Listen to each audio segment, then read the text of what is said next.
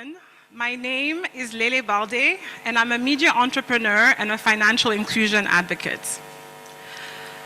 Thank you.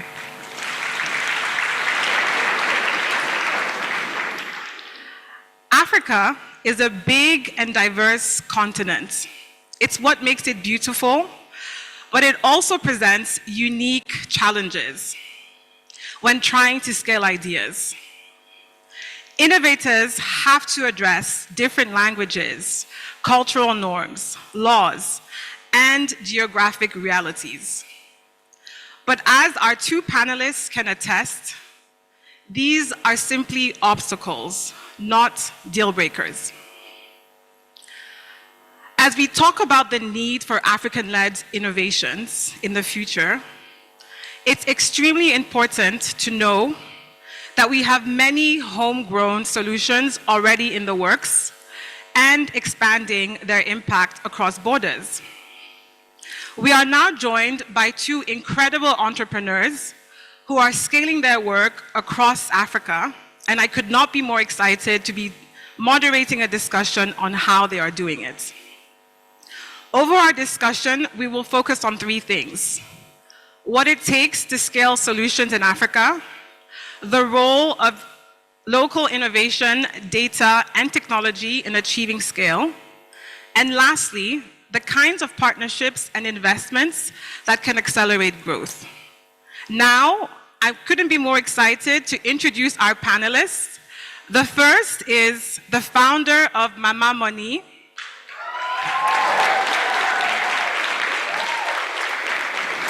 She is lifting women out of poverty by designing apps that specifically meet the needs of low-income women. Please put your hands together for Nkem Okocha. Welcome, Nkem. It's a pleasure to have you with us. Our second panelist is the CEO of Data Science Nigeria and Equalize.ai. He is a leading voice in AI for social good across Africa.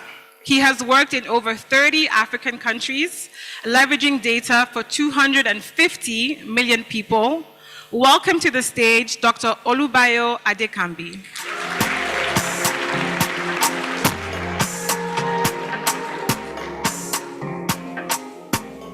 Thank you both for taking the time to share your experiences and expertise with us today. So are we ready? Amazing. So my first question is for Nkem. Nkem, what was the first moment you realized that traditional financial solutions were not working for low-income women, and how did you approach designing something different? Okay, when I started Moni, we started training women to gain skills that could help them generate income. So we taught them skills like baking, soap making, but after training these women, out of 10 women, 8 will come back to us and say, I do not have money to buy materials to start. So most of them kept coming back. So I sat down and I said, I needed to design something for the kind of women that we work with. So we came up with a simple, easy-to-use progressive web app. So with this app on low-end smartphones, the women could easily just request for microloans. For the women that do not have access to these devices, we had women leaders in their communities. So women started receiving funding, but we started getting calls from women across Nigeria. Moni, we also need your help. And we wanted to replicate this. So in 2022, we pivoted into agent banking. So what that did for us is that we have female agents like Moni representatives across different communities in Nigeria, conducting banking transactions for themselves, onboarding other women that have been excluded from formal financial services due to culture, religion, and these women would onboard them, conduct financial transactions for them, and also other people in their communities, and earn through this. you need to see these women. These women are women that never had contact with formal financial systems. They don't know how to use simple banking apps, and we are able to teach them how to use this. Using a simple, easy to use progressive web app and point of sale terminals. And you need to see this. We don't say low income women, we say no income women. Most of these women, they are churning out billions of transactions as we speak. Thank you. Fantastic. Thank you so very much, Nkem. The work that you do is incredibly important. So Bayo, I'm coming over to you next. Why is it critical that Africa builds its own AI systems? And what's at risk when we rely on imported technologies and global data sets that do not reflect our context? Thank you. I think the dominant fact is that AI is about people, not about technology. And if AI will serve the people, it must understand the people. The richness of their language, their culture, their epistemology, their value system. Because it's those knowledge that AI will codify into sequence of instructions that people can interact with in solving everyday problems. Now, if you look at the whole construct of AI, it's all about patterns. AI must be fed with enough patterns to learn so that it can be used in many use cases. So for example, if I want AI to help me predict possibility of a disease, I need to train it with enough types of plants so that it can learn that visual, and when next somebody comes with a different pattern, it will be able to give an answer. But if I train AI with data that is biased, that is discriminated, that is not representative, it's not going to give me what I'm looking for. Now, if you look at all the most complex and sophisticated AI models that we have today, more than 90% of them fail on African languages and African context. Why? More than 95% of African languages are not currently digitized. So there is nothing for AI to learn from. So if AI cannot learn our content, whether in images, pictures, text, it cannot generate context-specific and nuanced answer for us to answer our everyday problem.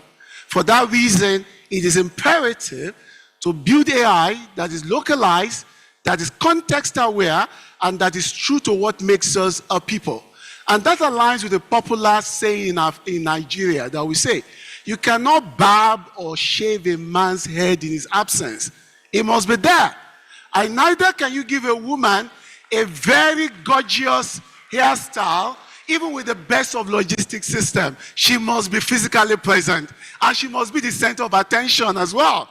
So we must be the center of attention if we want to build AI for Africa. Data must be collected by the people, the models must be built by the people, and the product must be nuanced by the people. Why? AI is a solution of the people, by the people, and to serve the peculiar realities of the people. Thank you. I absolutely love that analogy. Very funny. Thank you for that. So Nkem, I'm coming to you next. As we know, one of the barriers to financial inclusion for women is the lack of trust that they have for financial institutions. But you've been able to build trust with the women that you serve, especially in underserved and informal communities. How does that help your trust? How does the trust help scale your impact? Okay, so one of the things that has helped us at Mama Moni is because women trust us. And we've done this through 3 ways. The first one is we train our women. So we go into communities that have been excluded. So communities that sometimes we go into communities, there are no roads, we have to go there by boat, or we have to trek in when we are going there. So communities that have been excluded, that nobody wants to go to, we are champions in going there. So if you follow us, you know that that's what we do. So we go into these communities, and these women coming into their community tells them that you care about them. So that's one. The second one for us is transparency. So when we tell women, so we are able to explain to our women that if we say it's 1%, it's 1%. If we say it's 2%, it's 2%. You need to explain in the language that they would understand. So that's one of the things that we do. The third is our robust customer service. So for us, customer service is very key. So for the kind of women that we work with, they are most times uneducated. So we have to speak Yoruba, we have to speak Hausa, we have to speak Pidgin. And you have to be patient, you have to be empathic. They will come, it's like evangelism. They'll ask you one question like 10 times, and you have to be ready to answer them. And another thing that we did was we did like short explainer videos in local languages that they can understand. So if they need to maybe do like a transfer and they don't understand, they can easily go back to that video, watch it, conduct that transaction. So these are the things. Doing this for these women tells them that we love them and we care for them. And what it has done for us is that because they trust us, they announce us and they go bring other women to us, and it has helped us to scale. Fantastic. So it's been a word of mouth type of situation. That's awesome. So Bayo, can you share an example of how your AI solutions have tangibly improved lives and what it taught you about building real impact? Thank you. I'll pick a product that has 2 lifespan. The product actually won Gates Foundation Global Challenge in 2023. Kudos to Gates Foundation. Then it was called DSN AI Innovation, now Equalize AI. And it was about building AI solution that can generate learning content in local languages. And this is to make science more appealing and interesting to young people in their local languages. Imagine photosynthesis, osmosis, metamorphic rock, explain with relatable images that young people see every day. Just imagine how it stirs their interest and curiosity to want to learn about STEM. So we developed this solution, we deployed it in school, and the excitement of the learner learning science in their local language is amazing because it's what they see every day. But the other part of the product, which is more, which is also interesting, was 2021 when we first built it. It was built as an SMS interactive learning platform, and it was done during COVID because the learners we were targeting and that used the platform were 8 million learners, no internet at home, no laptops, no smartphones, they only had feature phones. So we converted learning into short messaging system. I'm sure we all know SMS. So we used AI at that time to simplify learning into short bites, and then we turn it into dynamic quizzes. So as you learn, you have a quiz. If you get it, you get a more difficult question. We call it adaptive and interactive learning. Now, 2 things for me here. While we use the power of LLM through the support of Gates Foundation, we also understand localization through the context of the user. Use what they have to deliver the solution they need. It's in the balance of the 2 that we build solutions that can scale and that can be massified to serve a larger percentage of people. Context is critical in deploying AI within African context. And that's what we have learned with the product that Gates Foundation supported through Grand Challenge 2023. I love that you talked about localization because this event is all about an Africa by Africans. So thank you so much for pointing that out. Exactly. I'd love to move on to talk about partnerships, and I'm coming to you, Nkem. What role do partnerships, whether with government, funders, or fellow entrepreneurs, play in helping your business scale responsibly? Okay. We've worked with government in some states to actually empower their women. So we've actually gone into some states to empower women when these state governments invite us. Also, another thing that we've done is I've been opportune to benefit from different accelerator programs. So I have friends who are entrepreneurs. One thing that we do is encourage each other because being an entrepreneur is super amazing. So we encourage each other. We do like peer-to-peer lending, share opportunities with each other.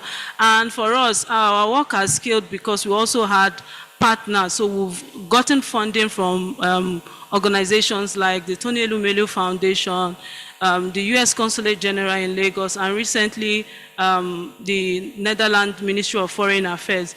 So these organizations have helped us with funding. So just imagine the possibilities of how many women we could reach. So right now we've been able to impact over 600,000 women across different communities in Nigeria. We have female agents, 3,000 female agents, and we have 30,000 women on our wait list who want to become female agents. So imagine if we had partnership that could give us access to funding $1 million. Imagine the possibility, $2 million. Imagine the amount of women that we could help with that. Thank you.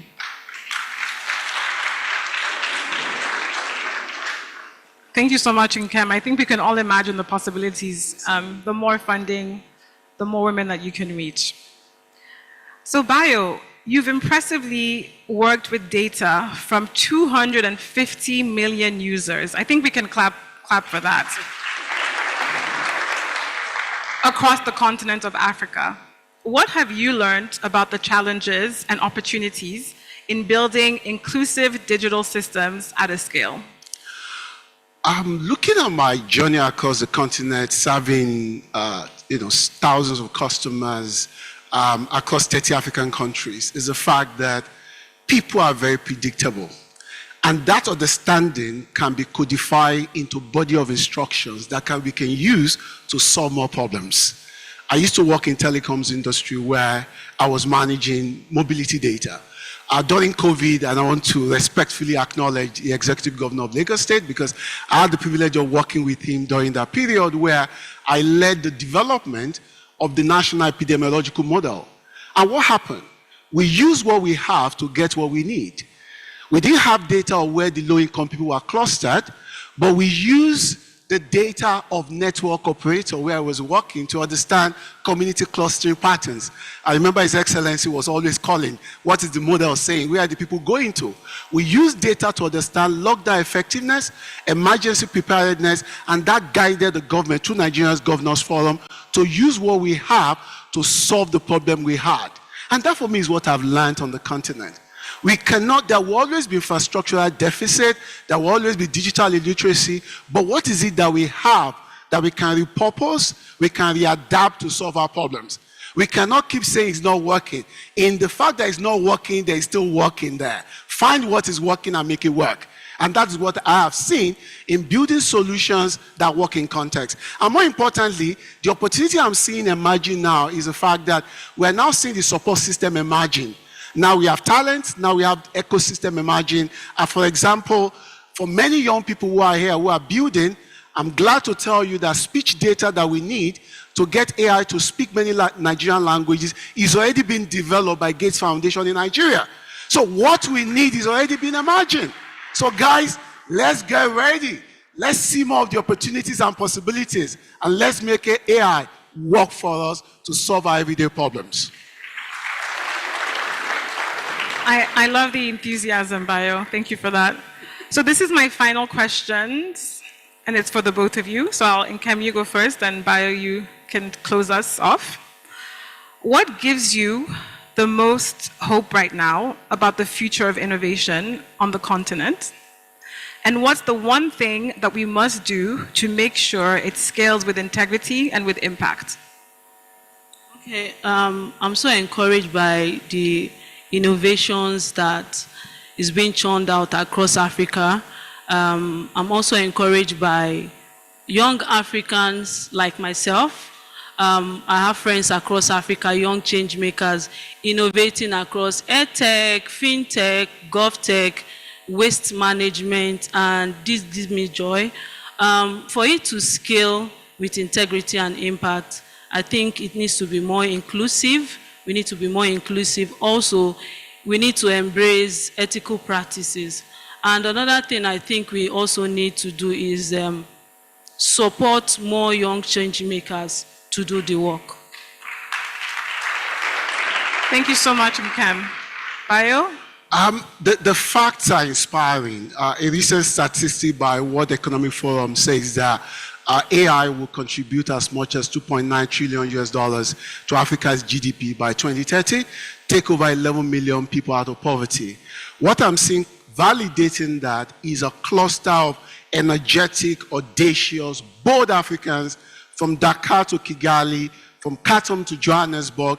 I'm seeing a lot of young people emerging saying Africa will not miss the fourth industrial revolution. They are so passionate, they are committed. Even beyond what they are learning in school, they are doing extra classes.